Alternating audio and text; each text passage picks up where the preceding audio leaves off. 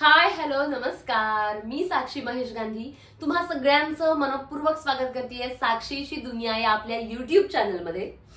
आता आपली फॅमिली 44,400 इतक्या जणांची झालेली आहे. खरंच खूप खूप खूप थँक्यू. मी नेहमी म्हणते की तुम्ही खूप प्रेम करत आहात. सतत तुमचे मेसेजेस येत असतात, तुमच्या कमेंट्समधून मला ते कळत असतं आणि तुम्ही इतकं प्रेम करताय त्यामुळेच मला इतकी स्फूर्ती मिळते खूप चांगलं काम करण्याची. खरंच खूप खूप खूप थँक्यू. असंच प्रेम करत राहा. तर गेले काही दिवस कमेंट्समध्ये सतत एक प्रश्न आहे की ताई आम्हाला अभिनय क्षेत्रात यायचंय, पण त्यासाठी आम्हाला काय करावं लागेल किंवा तू कसा गायडन्स देशील आम्हाला. आमचं या क्षेत्रात कुणीच नाहीये, तर आम्हाला शून्यापासून सुरुवात करावी लागणार आहे. तर या विषयावर बोलण्यासाठी आजचा मी हा व्हिडिओ करते. त्यामुळे व्हिडिओ शेवटपर्यंत पहा आणि आवडल्यास नक्की लाईक, शेअर आणि सबस्क्राईब करायला विसरू नका. तर माझा सुद्धा कुणीच या क्षेत्रातला गॉडफादर नाही. माझ्या अख्ख्या पिढीमधली मी पहिली मुलगी या क्षेत्रात येणारी आहे. सो आपलं असं होतं की आपल्याला काहीच गायडन्स नसतो, आपलं कुणीच या क्षेत्रात नसतं, या क्षेत्राबद्दल आपल्याला काहीच माहिती नसते. आणि अशा वेळेला या क्षेत्रात कसं जायचं. आवड तर खूप असते पण मार्ग आपल्याला सापडत नाही. तर सगळ्यात पहिली गोष्ट मी सांगेन, जर तुमच्या मुलांना या क्षेत्रात पाठवायचं असेल, बहीण असेल तुमची किंवा कुणीही, अगदी कुणीही, जर ती लहान मुलं असतील तर प्लीज त्यांना बालनाट्यापासून सुरुवात करायला सांगा, नाटक करायला सांगा. किंवा मोठे जरी असू तरी तुमच्या जवळपासचे जे नाटकांचे ग्रुप असतील तर ते जॉईन करा. एकांकिका स्पर्धांमध्ये भाग घ्या, कारण या सगळ्यांचा इतका फायदा होतो. म्हणजे असं नाहीये की जे नाटक करत नाहीत, एकांकिका करत नाहीत ते उत्तम ऍक्टर्स नाहीयेत, असं नाहीये. ते सुद्धा उत्तम ऍक्टर्स आहेत. पण या सगळ्यांचा काय फायदा होतो माहितीये का? स्टेज डेअरिंग येतं, आपण स्टेजवर उभं राहायला घाबरतो, तर हा फिअर निघून जातो. हा फायदा आहे नाटक करण्यामागचा, एकांकिका करण्यामागचा. कारण नाटक, एकांकिका हा ज्वलंत अभिनय आहे. आपल्या समोर प्रेक्षक असतात आणि लाईव्ह परफॉर्म करत असतो आपण. तसं सिरियलला किंवा तसं फिल्मला नसतं. सगळं प्रिपरेशन असतं, तुम्ही हवे तितके टेक्स घेऊ शकता. पण नाटक हा ज्वलंत अभिनय आहे, आपण लाईव्ह परफॉर्म करत असतो. त्यामुळे मला नेहमी असं वाटतं की जर तुम्हाला सुरुवात करायची असेल तर नाटकापासून सुरुवात करा, एकांकिकेपासून सुरुवात करा, बालनाट्यापासून सुरुवात करा. याच पुढची गोष्ट म्हणजे काय माहितीये का? ज्या वेळेला आपण एखाद्या ग्रुपला जॉईन होतो, आपण एखादं नाटक करत असू, एखादी एकांकिका करत असू, तर 4 ओळखी होतात. त्यात जर तुम्ही चांगलं काम करत असाल तर तिथलीच माणसं तुमचा रेफरन्स पुढे देतात की ही आर्टिस्ट चांगली आहे, हा मुलगा चांगलं काम करतोय. मग तिथून तुम्हाला एका कामातून दुसरं काम, दुसऱ्या कामातून तिसरं काम असं मिळत जातं. सो पहिल्यांदा मला असं वाटतं तुमच्या आजूबाजूला जे नाटकांचे ग्रुप आहेत, जे एकांकिकांचे ग्रुप आहेत, तर ते जॉईन करा. तिथून सुरुवात करा. बऱ्याच जणांना काय वाटतं की आपल्याला ऑडिशन्स देणार, आपण ऑडिशन्स देणार आणि लगेच सिलेक्ट होणार. असं नाहीये. या गोष्टींपासून सुरुवात केली पाहिजे आपण अभिनय क्षेत्रात येण्यासाठी. आणि बाकी पुढच्या गोष्टी असतातच. तुम्हाला कामातून काम मिळत जातं, तुमचं जर काम उत्तम असेल तर. या पुढची गोष्ट, वाचन वाढवा. काहीही मिळालं वाचा, काहीही मिळू देत.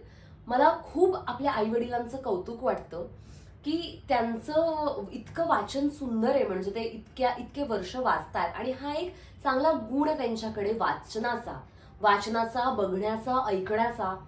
आपण आजच्या काळात इतके घड्याळाच्या काट्यावर सगळे फिरतोय की आपल्याकडे वेळच नाहीये किंवा आपल्याला तो काढायचा नसतो. खूप खूप खूप सतत सतत सतत आपण मोबाईल मोबाईल मोबाईल या म्हणजे ऑफकोर्स जसं जसं आपण पुढे जातोय तसं तसं आपण अपग्रेड होत गेलं पाहिजे. पण मग मागच्या ज्या गोष्टी आहेत त्या पण विसरता कामा नये. आपण मोबाईलवर किती वेळ घालवतोय, आपला स्क्रीन टाइम किती आहे. दिवसातून आपल्याला तासभर मिळत असेल वाचनासाठी, 10 पान आपण वाचू शकत असू. आपण वाचन वाढवलं पाहिजे, आपण छान बघितलं पाहिजे, आपण कानांनी छान ऐकलं पाहिजे. या सगळ्या गोष्टी कुठेतरी मला असं वाटतंय कालबाह्य होत आहे. तर या गोष्टी न विसरता त्या पूर्वीचे लोक जसे वाचत आलेत, ऐकत आलेत, पाहत आले, तर त्या गोष्टी आपणही केल्या पाहिजेत, ज्या गोष्टी आपण करत नाही आहोत. आणि असे तोटे सुद्धा आहेत. आपल्याला जगाची माहितीच नसते. आपले आई वडील बघा सकाळी उठल्यानंतर न्यूजपेपर वाचतात, वर्तमानपत्र वाचतात, बातम्या बघतात. आपण हे काहीच करत नाही, काहीच नाही. आपण सतत रील्स मध्ये असतो. फक्त रील्स फक्त रील्स फक्त रील्स. केलं पाहिजे, त्यातून सुद्धा इन्कम जनरेट होतो, ते केलं सुद्धा पाहिजे, पण किती हे सुद्धा लक्षात घेतलं पाहिजे.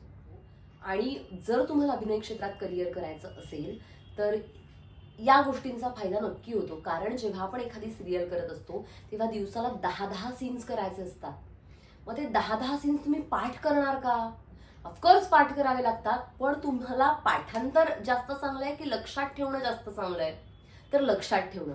एकदा सीन, दोनदा सीन, तीनदा सीन वाचल्यानंतर तो आपल्या लक्षात राहिला पाहिजे. यासाठी आपण जेव्हा सीन पहिल्यांदाच वाचतो तेव्हाच तो इतका काळजीपूर्वक आणि इतका व्यवस्थित शब्द आपल्याकडून वाचला गेला पाहिजे. दुसऱ्या वेळेला ती आपली रिव्हिजन असली पाहिजे. हे कधी होतं? ज्या वेळेला आपल्याकडे शब्दसाठा असतो, ज्या वेळेला आपलं वाचन चांगलं असतं, आपल्याला शब्द माहिती असतात, आपल्याला त्या वाक्याचा अर्थ कळतो.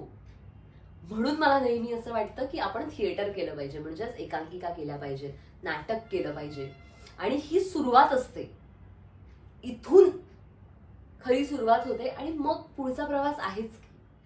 हळूहळू हे आपण जसं करत जातो तशा आपण आपली एकांकिका, आपलं नाटक स्पर्धांना उतरवतो, तिथे ओळखी होतात. आपण चांगलं काम केलं, आपल्याला प्राइजेस मिळाली, तर ऑफकोर्स चांगलं काम करून सुद्धा प्राइजेस नाही मिळाली, पण आपण चांगलं काम करतोय हे लोकांना कळलं, हे लोकांनी नोटीस केलं, तर तिथून आर्टिस्ट उचलले जातात की या एकांकिकेत ही मुलगी चांगलं काम करत होती, त्या नाटकात तो मुलगा चांगलं काम करत होता, आपण याची ऑडिशन मागून घेऊया, आपण तिची ऑडिशन मागून घेऊया. म्हणून मी अगेन म्हणते की कामातून काम जनरेट होत जातं. त्यामुळे आपल्या बॅकिंगला, आपल्याला सपोर्ट जरी कुणाचा नसला तरी आपण स्वतः सुरुवात केली पाहिजे की मला करायचंय ना, मग मी 4 गोष्टी स्वतः शोधेन. कुठे आहे नाटकाचा ग्रुप, कुठे चालतात ऑडिशन्स, मी स्वतः जाईन, मी स्वतः बघेन. ऑफकोर्स आपल्याला कुणाचा तरी सपोर्ट हवा असतो, आपल्याला कुणाचा तरी पाठिंबा हवा असतो. आणि म्हणूनच हा व्हिडिओ करण्यामागचं हेच एक कारण आहे. कारण तुम्ही सतत गेले खूप दिवस मेसेजेस करताय आणि मला हा व्हिडिओ बनवायचाच होता. जर काही ऑडिशन्स असतील तर डेफिनेटली मी सुद्धा तुम्हाला सांगत जाईन, मी माझ्या पेजवर टाकत जाईन. मी याआधी सुद्धा पेजेसवर माझ्या इंस्टाग्राम पेजवर टाकलेलंच आहे मी की इथे इथे ऑडिशन्स आहे. आणि मी जेन्युइन जी ऑडिशन्स असतात ना तीच टाकते. मी आधीच्या व्हिडिओजमध्ये सुद्धा म्हणलेलं आहे की फेक ऑडिशन्स असतात, तिथे तुम्हाला बोलावलं जातं या ठिकाणी तुम्ही या, पण त्या ऑडिशन्स मधून काहीच घडत नाही, तुमचा वेळ वाया जातो, तुमचे पैसे वाया जातात. तर अशा फेक ऑडिशन्सला जाऊ नका तुम्ही अजिबात. जर काही डाऊट्स असतील तुम्ही केव्हाही मला युट्यूबवर किंवा इंस्टाग्रामवर मेसेजेस करू शकता. मी तुम्हाला मार्गदर्शन करेन, चांगलं मार्गदर्शन करेन. आणि अगेन मी तुम्हाला सांगते, जर तुमच्याकडून कुणी पैसे उकळण्याचा प्रयत्न करत असेल तर ते पैसे नक्कीच देऊ नका. आणि मला नेहमी असं वाटतं, मी अशी होते की मला सगळ्यांवर विश्वास बसायचा माझा. मला नेहमी असं वाटायचं की हा आपल्याशी बोलतोय ना हा चांगला आहे, हा चांगलं बोलतोय ना हा चांगला आहे. पण तसं नसतं. आपण माणसं ओळखायला सुद्धा शिकलं पाहिजे. कारण तुमच्या समोर येणारा प्रत्येक माणूस हा तुमचं चांगलं बघेलच असं नाही, चांगलं चिंतेलच असं नाही. त्यामुळे माणसं ओळखायला आपण शिकलं पाहिजे. आणि हे सगळं मी का सांगतेय, कारण अभिनय क्षेत्र असू दे, कॉर्पोरेट असू दे किंवा कुठल्याही ठिकाणी तुम्ही काम करत असाल तर त्या ठिकाणी असंख्य प्रसंग असे येतात की आपल्याला फेस करावं लागतं, पण त्या ठिकाणी आपण बॅकफुटला जातो, आपण घाबरतो. तर असं होऊ नये यासाठी ना आपल्यामध्ये कॉन्फिडन्स असला पाहिजे, आपण स्ट्रॉंग असायला हवं. आणि हे सगळं ना, हा कॉन्फिडन्स आणि आपल्याकडे बोलण्याची ताकद हे स्टेजमुळे येतं असं मला नेहमी वाटतं. त्यामुळे मी सतत म्हणते की एकांकिका आणि नाटक या गोष्टींवर आपण भर दिला पाहिजे. टंग ट्विस्टर्स असतात. फॉर एक्झाम्पल, काकूंनी काकांच्या कामाचे कागद कात्रीने करा कापले.